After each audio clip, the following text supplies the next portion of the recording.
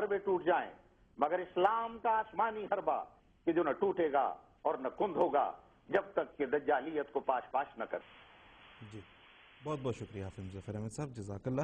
نصیر قمر صاحب، ابھی حافظ مظفر احمد صاحب نے جو گفتگو کی ہے اس میں انہوں نے بتایا ہے مختلف لوگوں کے حوالے سے بھی، اور یہ ایک ثابت شدہ حقیقت ہے کہ مسیح موعود علیہ السلام نے عیسائیت کے رد میں جو چومکھی لڑائی لڑی ہے حضور نے، اس میں پادریوں کو جو ہے جس نے بتایا نور محمد نقشبندی صاحب کے حوالے سے کہ یورپ تک شکست دے دی اور مطلب ہمیشہ کے لیے، اسی طرح جو ہے وہ عیسائیوں کے تمام دلائل پر ان کو دندان شکن جواب دیے اور یہ کہ ان کے جھوٹے خداؤں کی حقیقت واضح کی۔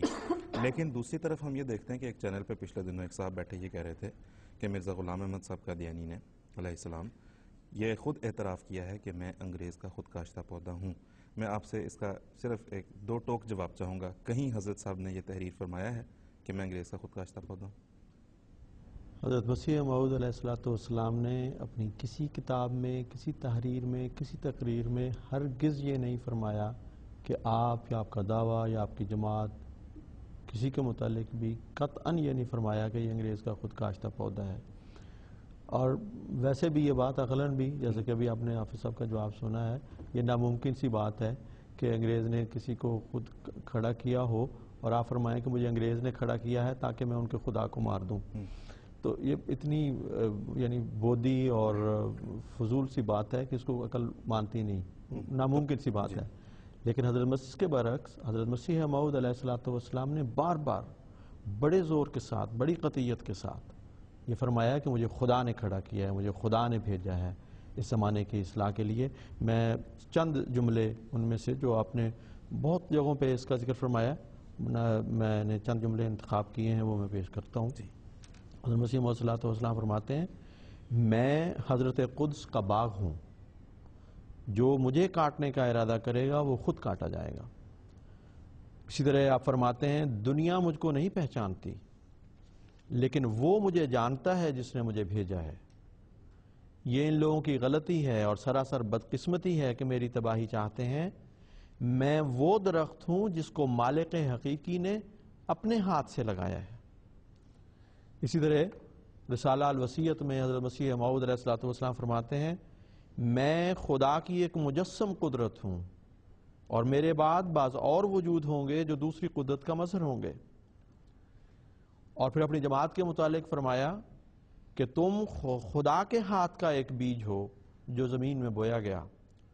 خدا فرماتا ہے کہ یہ بیج بڑھے گا اور پھولے گا اور ہر ایک طرف سے اس کی شاخیں نکلیں گی اور ایک بڑا درخت ہو جائے گا۔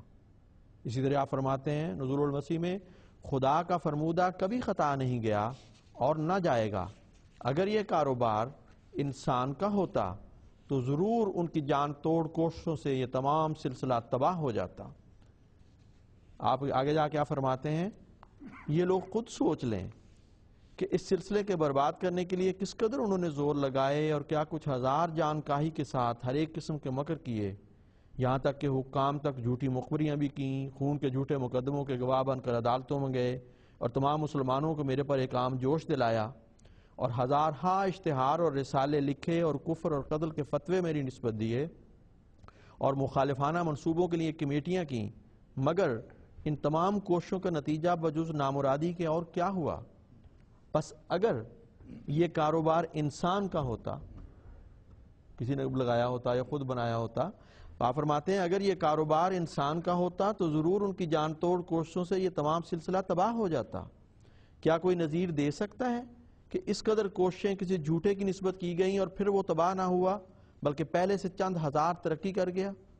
اسی طرح آپ فرماتے ہیں، کیا بجوز خدا تعالیٰ کے کسی اور کا کام ہے؟ اگر ہے تو اس کی نظیر پیش کرو۔ نہیں سوچتے کہ اگر یہ انسان کا کاروبار ہوتا اور خدا کی مرضی کے مخالف ہوتا تو وہ اپنی کوششوں میں نامراد نہ رہتے۔ کس نے ان کو نامراد رکھا؟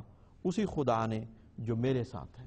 تو حضرت مسیح موعود علیہ السلام نے بار بار بڑے پرشوکت الفاظ میں یہ بتایا ہے کہ مجھے خدا نے کھڑا کیا ہے، میں خدا کے ہاتھ کا لگایا ہوا پودا ہوں، یہ جماعت خدا کی قائم کردہ جماعت ہے اور خدائی وعدے اور اس کے نشانات اس کی تائید میں کھڑے ہیں۔ تو افطراء کو کرنا چاہے تو مرضی کرتا رہے۔ یہ بتائیں کہ یہ ایک دفعہ نہیں کہا گیا